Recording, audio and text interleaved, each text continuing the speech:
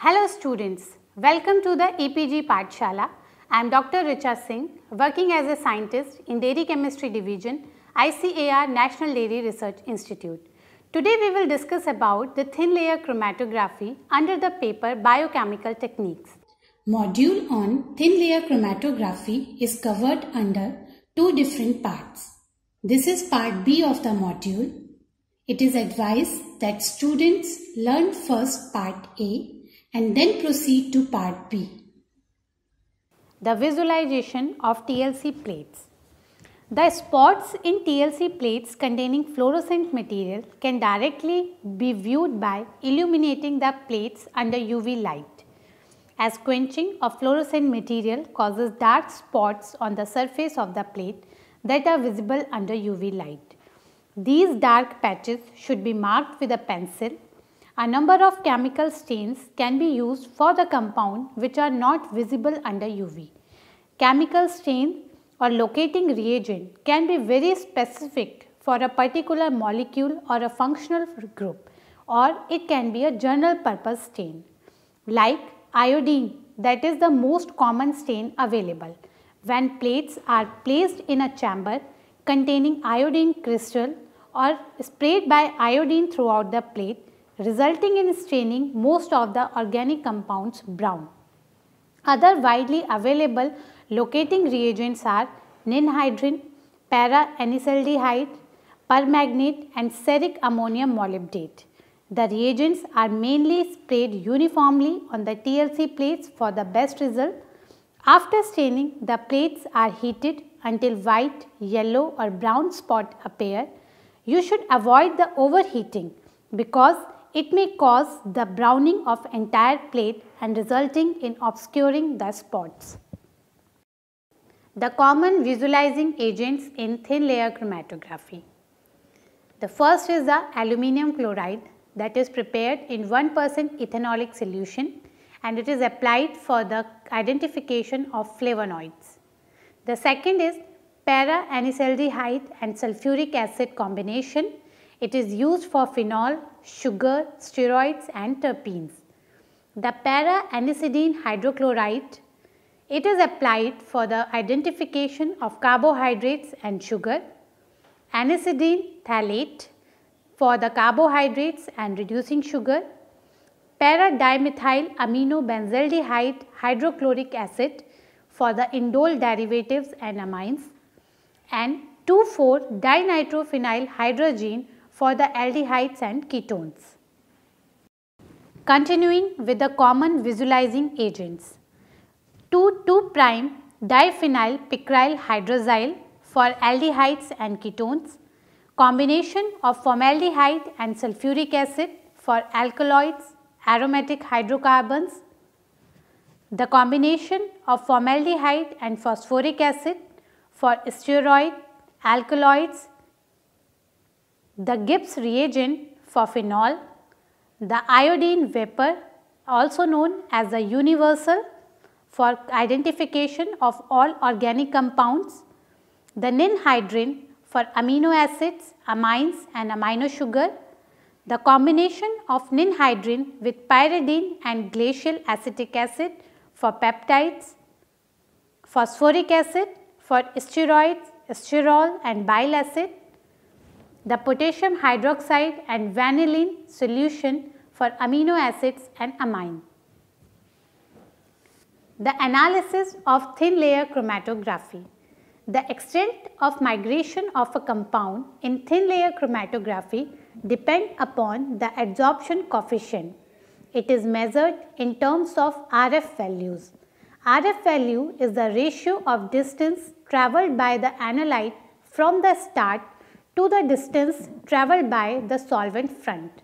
Means RF value is equals to small d divided by capital D. Small d just represent the distance travelled by the analyte and capital D represent the distance travelled by the solvent front.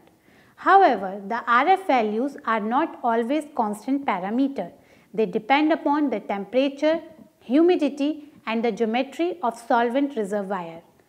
If RF value is between 0.3 to 0.7, then it is giving you the best separation. But if the RF value is less than 0.3, means the sample is too concentrated and you need to dilute the sample, and if RF value is more than 0.7, it means the sample is diffused too much. Slide 17, two-dimensional thin layer chromatography. Two-dimensional TLC is used for higher degree of separation. In case of complex sample mixture having RF values very close to each other, the sample is spotted on one corner and a solvent system is used to develop the TLC in one direction. Once it is developed, the TLC plates are removed and air dried. Further, another run is performed for the TLC plate, but at a perpendicular direction to the first in a solvent system of different polarity. Thus, in two-dimensional TLC, its spots are separated twice and resulting in an efficient and better separation. High performance TLC, also known as HPTLC. It is relatively a new technique in which the TLC plates are coated with smaller, more uniform particles of controlled porosity. HPTLC involves precise sample application and development of plates. The results are interpreted using the machine software, resulting in repeatability of the result. HPTLC permits the better separation in shorter time and also the better quantitative assessment through TLC. The adsorption and partition TLC. Initially, we have seen that TLC is basically a adsorption chromatography, but it can also be used as a partition chromatography. The separation will be by adsorption chromatography under normal conditions, since very little absorbed water remains in the plate as it had been dried sufficiently and a non-polar mobile phase is generally used. However, if the plate retains high quantity of water or the solvent system contains a highly polar component, the separation will be due to the partition chromatography. The advantages of thin layer chromatography. The number one, thin layer chromatography is a sensitive, fast and simple technique. It is inexpensive since material required for TLC are very easy to procure and maintain, like chamber, capillary, watch glass, plate, solvent, pencil and developing agent. The solvent system in TLC can be changed easily and it is possible to design solvent system according to your requirement by using hit and trial method. TLC is a micro technique because a nanogram of sample can also be used for the identification of compounds. Disadvantages of TLC. TLC plates are not very long and thus the stationary phase is limited.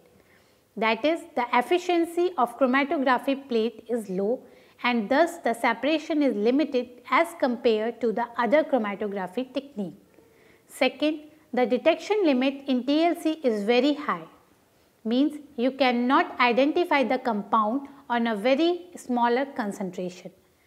Third, the TLC is operated in an open vessel, so factors like humidity and temperature means the environmental factor can change the result in terms of RF values, so it will give you the different RF value in different environmental conditions. Dear students, up to now you have seen the theoretical, practical as well as how to calculate the RF value for the thin layer chromatography. Now you all can understand that where we can apply the thin layer chromatography. It can be used to identify the sample. Secondly, it can be used for the purify the sample. And if you have given a sample of unknown purity, by comparing its RF value with the standard compound, you can also identify the purity of compound. So here you can see that TLC has a wide application. But when you are performing TLC on the bench, you will come across a lot of common problems that you have to take care. The first is the larger spot, Means you have to take care the sample application diameter should not be more than 1 mm, because if it is more than 1 mm you will get the overlapping of the spots. Secondly, the concentration of the sample. In case of TLC we require a very smaller concentration of the sample, but if somehow you have applied the higher concentration of the sample, you will find the sample will travel in a streak, not in a spot. So, in this case you can make the appropriate dilution of the sample and you can carry out your TLC experiment. The third common problem that you encounter in the thin layer chromatography is the uneven progress of the solvent front. That can happen that you have not using the flat bottom jar, so you can replace your jar.